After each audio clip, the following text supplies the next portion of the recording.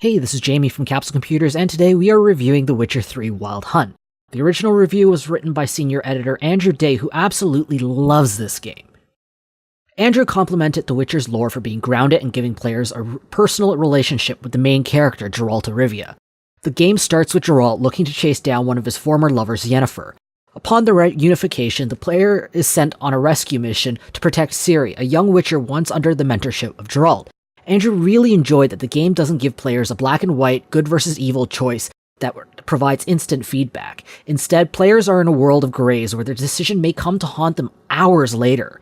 He likened the plot to Super Mario Bros., where, like Mario, Geralt is always a few steps away from saving the people he really loves. Andrew also noted that some of the side quests were a little weird. Though the standard Witcher bounty quest to slay monsters made a lot of sense, things like Geralt taking a break from his super important mission to become the world boxing champion seemed a little odd. Andrew is wondering if CD Projekt Red is actually satirizing side quests normally found in a lot of RPGs. I know a lot of gamers are worried about picking up new games right in the middle of the series. Although the game is the third of the series, players who have yet to play the first two Witcher games do not need to worry about feeling lost. The players are given a choice to import their old Witcher 2 data or create their own version of the Witcher 2's events early on in the game. When they do create their own version of the events, the entire sequence is told in a way that recaps the story up till now in a rather creative way. At the core, The Witcher 3 is an open-world hack-and-slash game. Geralt is a witcher, a trained monster hunter who has gone through a lot of mutations that augment his skills in combat. Geralt doesn't discriminate about the monsters he hunts, he's just as happy slaying more common monsters like rabid dogs with his steel sword as he is slaying werewolves with his silver blade. Geralt is a master of many trades, wielding sword, crossbow, magic, alchemy, and plain old know-how just to get the upper hand. In fact, Andrew thinks Geralt is actually more Batman than he is Wolverine. Out of all of Geralt's skills, his knowledge and preparation is what will get players through each and every fight. Knowing the enemy's weakness and exploiting them with the right potions, oils, and magics are the key to survival in The Witcher 3. The Witcher 3 is a big game. It's 1.5 times bigger than Grand Theft Auto 5, and it's not just dead space for the sake of having a giant map.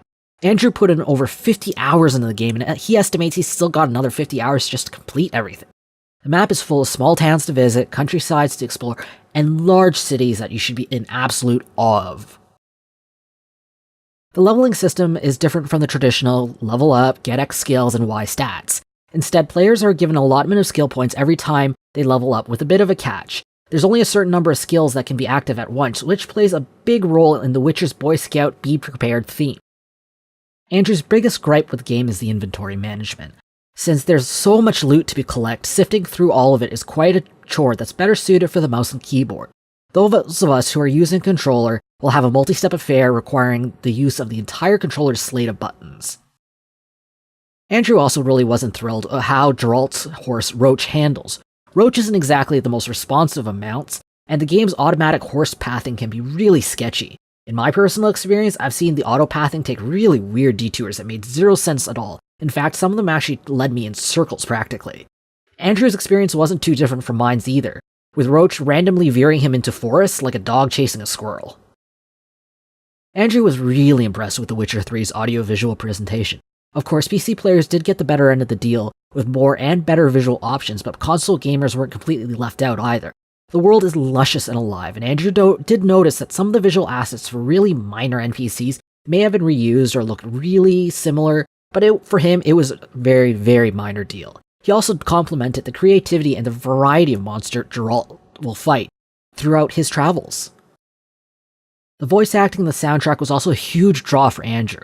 The voice actors did a spectacular job in bringing their characters to life, and the composer did an equally good job in creating an epic score that really sucks players into the game. For Andrew, Priscilla's song was the best song in the soundtrack. In the end, Andrew gave The Witcher 3 Wild Hunt a full 10 out of 10 capsules, easily making it a contender for Capsule Computer's annual Game of the Year award. Andrew felt that CD Projekt Red has created one of the most fun and engaging games he's played in a long time. If you want to read Andrew's full review, be sure to check out the link in the description or in the video's card. I hope to see you soon. This is Jamie from Capsule Computers signing off.